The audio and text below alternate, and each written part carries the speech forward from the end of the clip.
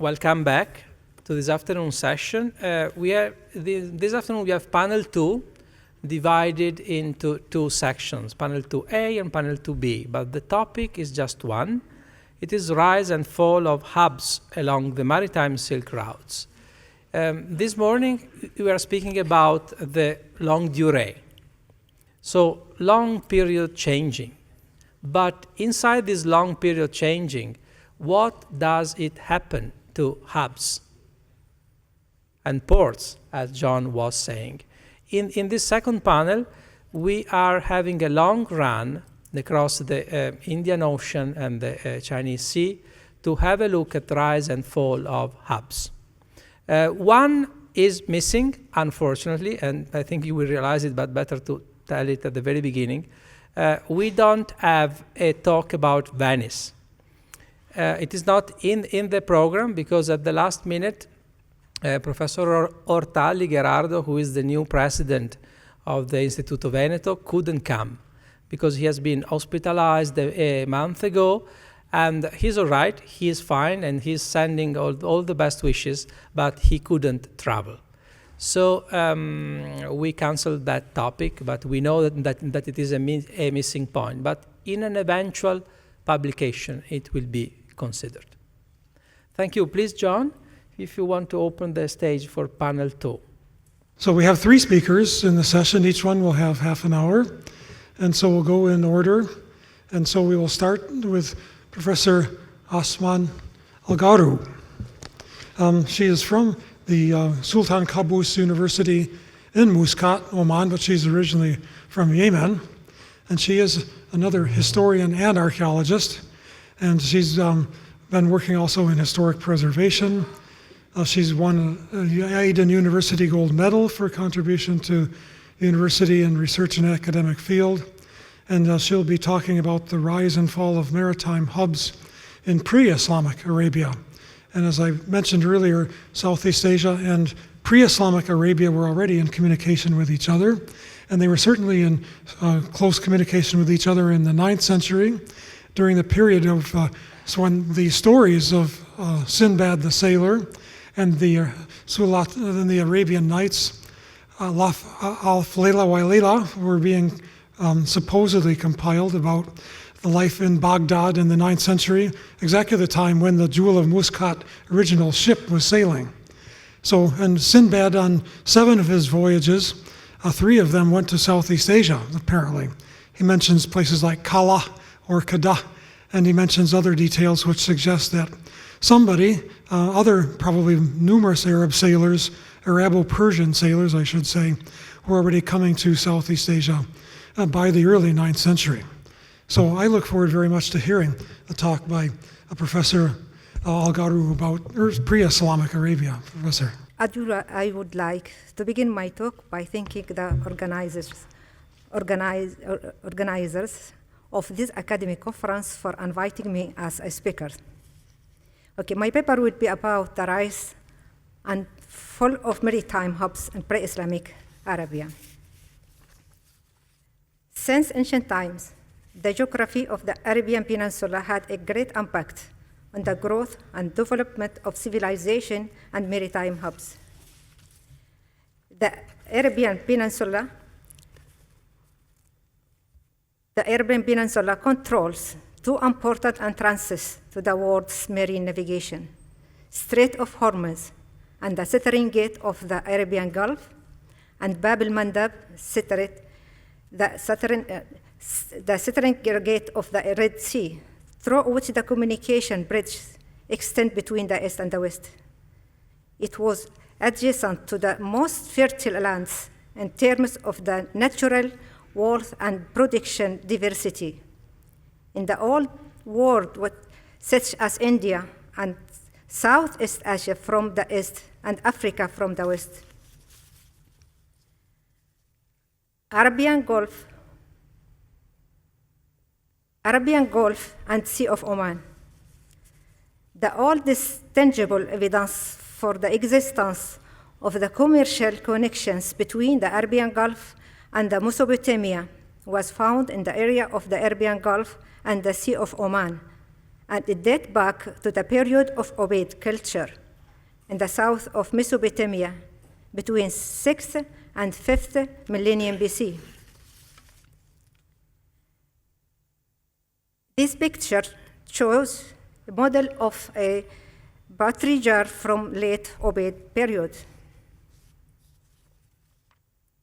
Starting from the 3rd millennium BC, the Arabian Gulf became a main trade and maritime route between Mesopotamia, Dilmun, oldest name of Bahrain, Magān, oldest name of Oman and United Arab Emirates, and Melucha, the cradle of Harba civilization in the Indus Valley. This map shows the Arabian Gulf trade routes in the 3rd millennium BC between Mesopotamia, Dilmun, Magān, and Melucha. And I would like to point out that Ras al-Jins archaeological site is very important in Oman.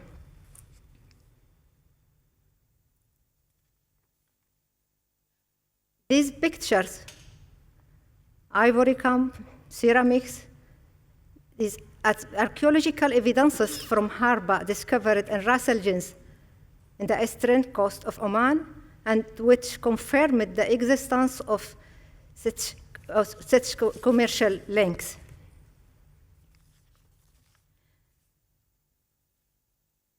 Some Sumerian and Akkadian texts back to the 3rd millennium BC indicate that they exported silks, ceramics, sesame oil, and wool to Magān region, and exchanged with copper ingots, diorite stones, pearls, red rafts, and other goods.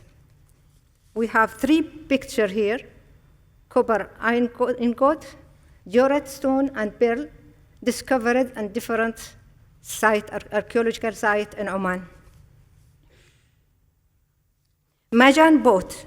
The Sumerian and Akkadian texts also mention the Magān boats. In fact, the archaeological data which was discovered in Ras al-Jins and Oman proved the Magān boats were made of reeds. These discoveries showed that the basic materials used in Magān boat consisted of natural resources available in the region, such as reed bundles, animal skin, wood, oven mat, bitumen, etc.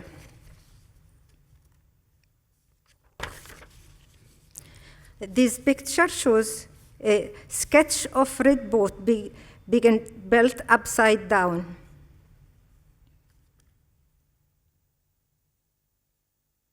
And this picture is an illustration of hypothetical construction, the reed built hull.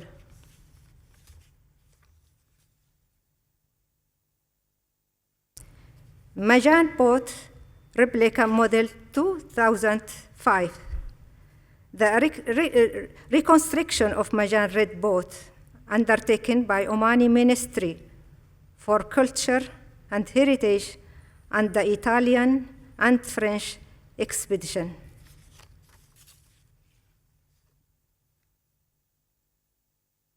The navigation of the Red Sea.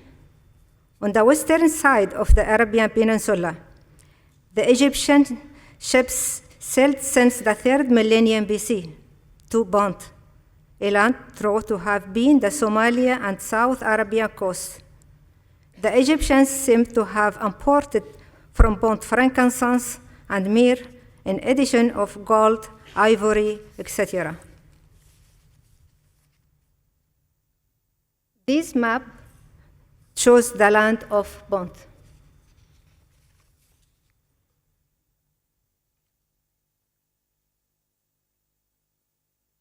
The navigation of the Arabian Sea. Once the pharaohs controlled the maritime trade in the Red Sea, started to weaken, South Arabia and Phoenicia became the maritime powers after they developed the craft of shipbuilding. At the beginning of the first millennium BC, many Arab kingdoms of South Arabia appeared, such as Saba, Ma'in, Hadramaut, Qatban, Awsan, and Himyar. The kingdom of Saba found an opportunity to expand and control over the Horn of Africa. This map shows us the ancient kings of South Arabia: Hadramaut, Ma'in, Saba, Qatban, Awsan, and Himyar.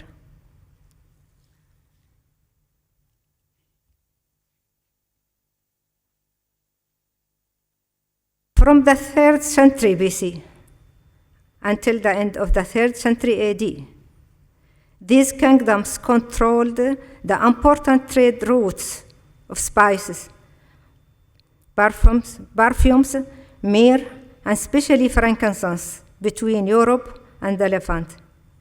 The Greek and Roman sources provided us with valuable information about the ancient Arabian ports, which witnessed at that time a surge in trading activity and played a key role in global maritime traffic. This map shows us Hadramaut in South Arabia is the kingdom land of frankincense. This region was called Sakalhan in the Hadrami inscription, and Sakalatis in Roman and Greek sources.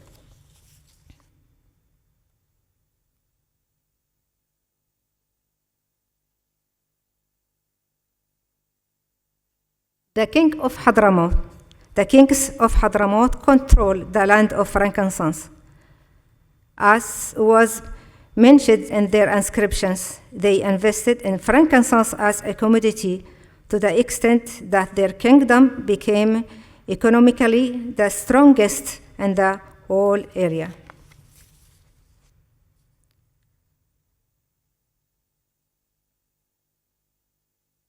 An anonymous Greek sailors who was the author of Pre-Islamic of the Erythraean Sea described that during his time, the middle of the 1st century AD, the port of Kana in Hadramaut and the port of Moshalimin, Khururi in Dhufar, Oman, had commercial connections with India. He mentioned that the ships came from the America and Barya Gaza, the Indian ports. And the season is late, the winter there, and trade with the king's officers exchanged their cloth and wheat and sesame oil from frankincense.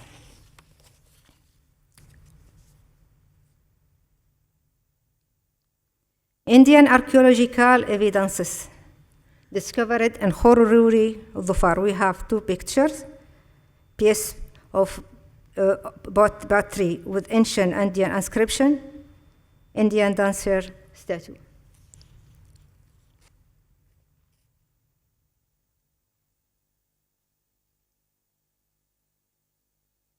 And this map shows the trade on the Arabian Sea and the commercial connection between the major ports of the Peninsula, Arabia Peninsula, and the Old World, between the Arabian Peninsula and the Old World, from 215 BC to 215 AB. And we have the ports here. Ghana is very important port, and Aden connection with the port of India and the Mediterranean. The Arabian navigation and the international challenge. In 539 BC, Babylon, the capital of Chaldea, was conquered by Persian king Gorsh II.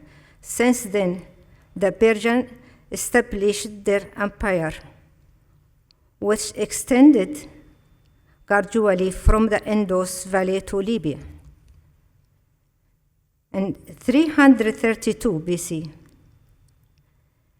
Alexander the Greek arrived in East to put an end to the Persian Empire. The presence of the Greeks in Near East in that area did not eliminate the Arabs' control of the trade in the Indian Ocean.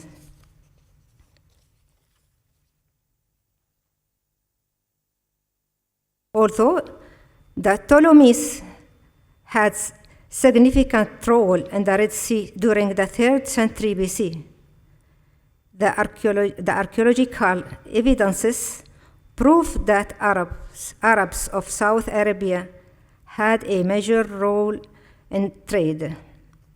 Their ships sailed to Egypt and the Greek islands. In the 1st century BC, major changes occurred after the Greek discovery of the movement of monsoon winds. The regular pattern of these winds allows for a direct route across the Indian Ocean. Despite this, the Arabs retained a leading role in maritime affairs for centuries.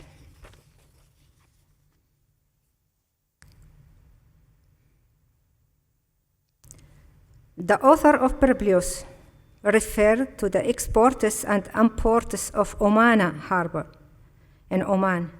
He said that Oman port exported boats, bells, purple dye, textiles, wine, date, gold, and slaves to India and South Arabia, and imported copper, sandalwood, tempers of teakwood, blackwood, and ebony wood from India, and frankincense from South Arabia.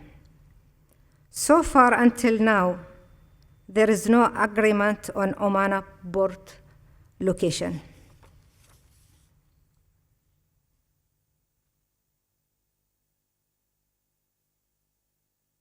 This map shows the major ports from the time of Publius.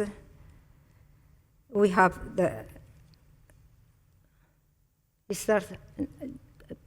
Gaza port, Aila, Nabataeans port, and Mosa Arabic name is Mocha.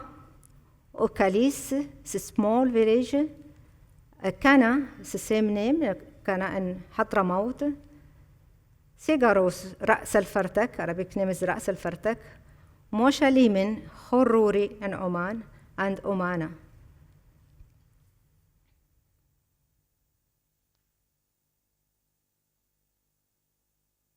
Why did Arabs dominate maritime navigations? I will try to explain these reasons in these following points. Arabs' knowledge of the secrets of monsoon, which were changing its directions from the eastern north to the western north, and then from the western north to the eastern north, had a direct impact on determining the sailing times in the each port. These secrets continued to be exclusive to the Arab and Indian sailors in the Indian Ocean. They were not discovered by others until the end of the 2nd century BC, when they were discovered by the Greek navigator Hippolytus. The Arabs developed the geographical and astronomical knowledge. They set rules based on the location of the stars. The locations of ports were identified based on the rising and setting of stars and the horizontal and the circles around them. It was known as a deer. They were also guided by the landmarks, which they called al-manatiq, and they were using sea snakes as sign of approaching or becoming close to the West India coast. The Arabs became skillful sailors because of their observation of planets and stars and birds, and by following their route. Arab exported this domestically produced goods. These goods were valuable and holy, and were demanded by traders and empires of the ancient world.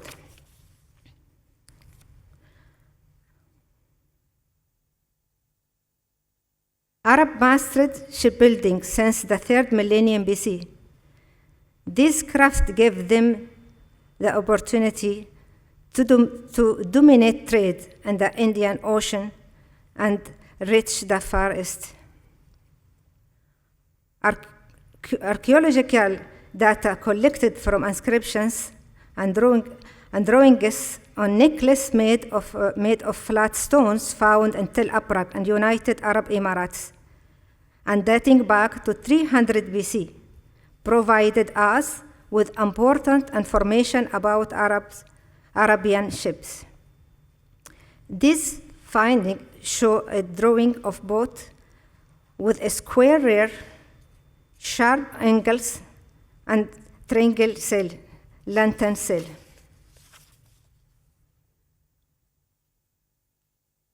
This is the oldest archaeological evidence of boats with Arabian sails, lantern sail, dating back to 300 BC.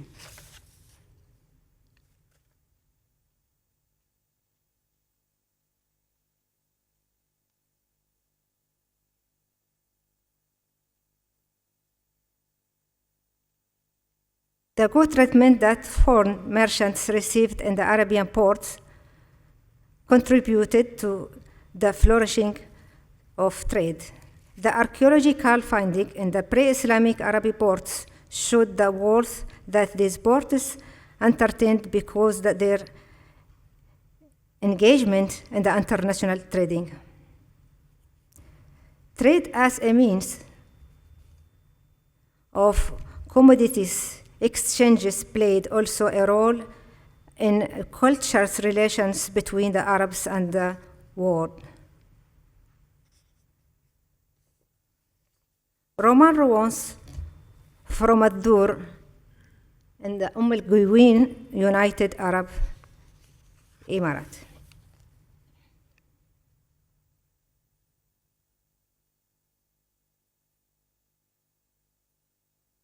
Yemeni ruins with Greek and Roman style.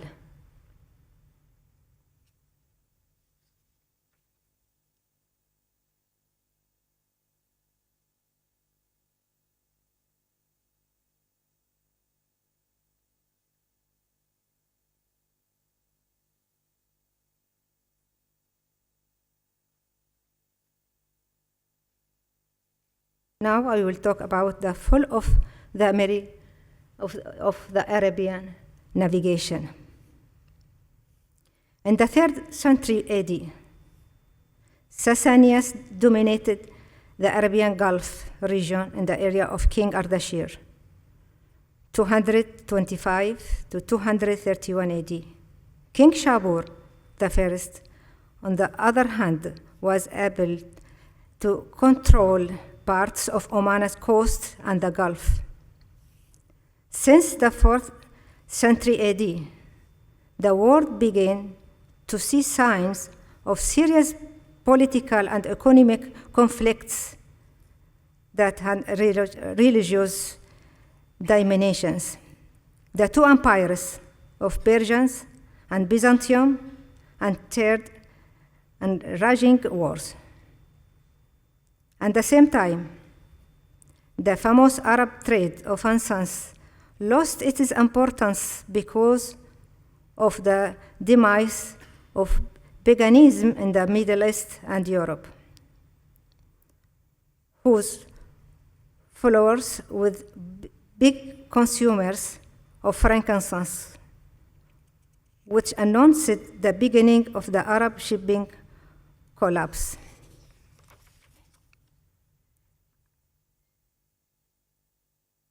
In the 6th century AD, the Arab region became a target for foreign ambitions for expansions, enabling the Ethiopians to take control over Yemen with help from Byzantium. Moreover, the Persians, in their turn, were able to control the Gulf region. Despite this, the Omani retained a leading role in maritime affairs. Some Islamic sources refer to the prosperity of the ports of Oman in the Sasanian era.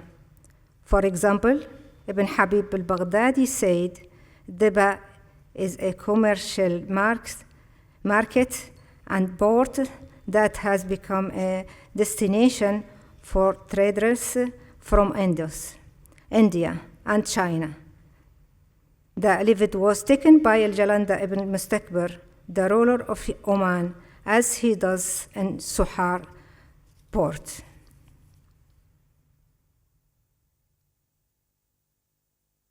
Ethiopian occupation of Yemen occurred for economic purposes.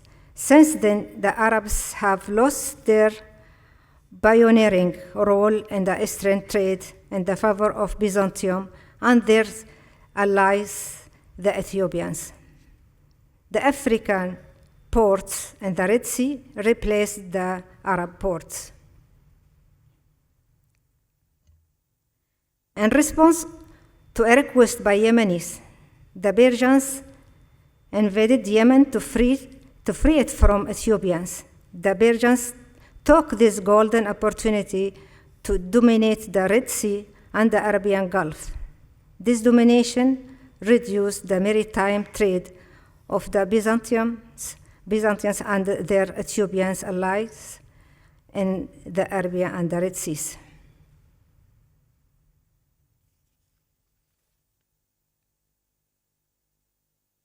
In 580 AD, the Great Myrrh Dam collapsed entirely due to the catastrophic flood, which led to the gradual finishing of the civilization of South Arabia.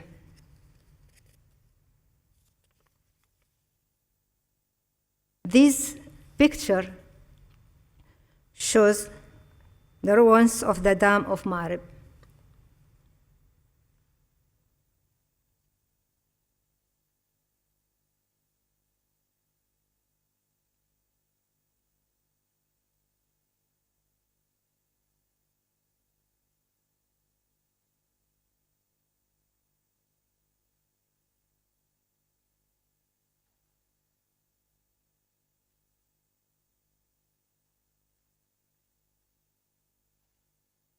These changes